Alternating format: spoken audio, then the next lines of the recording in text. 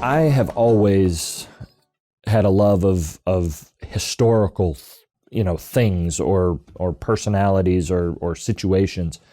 I would visit grandparents and they lived in Philadelphia or they lived in Williamsburg, Virginia, and I was able to visit these sites that were really connected to American history. And that's where it started for me. Was I wanted to teach American history. As a first-year graduate student, one of the first classes that I had to take was called Philosophy of History. So, the basic idea of this is to, look at various thinkers throughout history, particularly in the modern age, but a few further back, and say, what is history? What is the trajectory? What is the arc of history? Where some will say, history is a cycle. It's just a big circle, right? It just continues to go around and around, and the things, you come back around to one point in the circle, and the time may be different, but the conditions roughly are the same.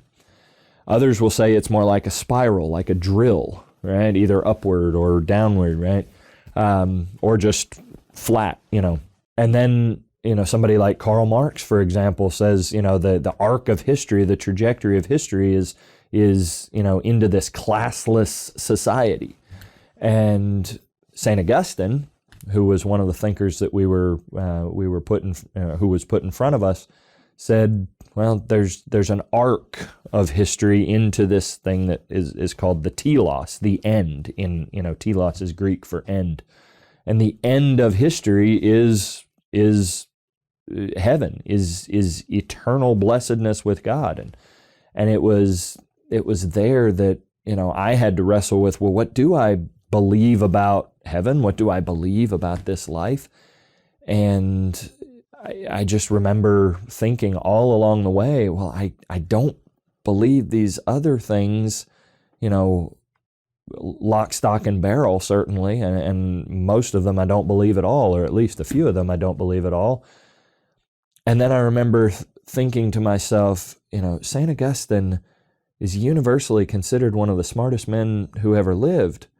How does he hold so tightly to this faith while being smart, right?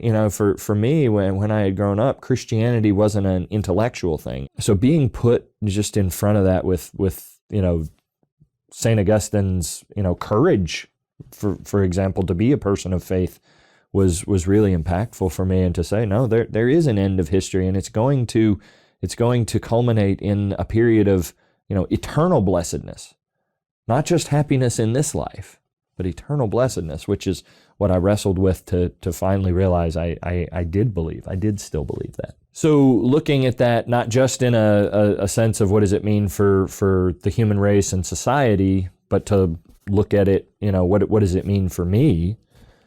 It meant for me, I had to change.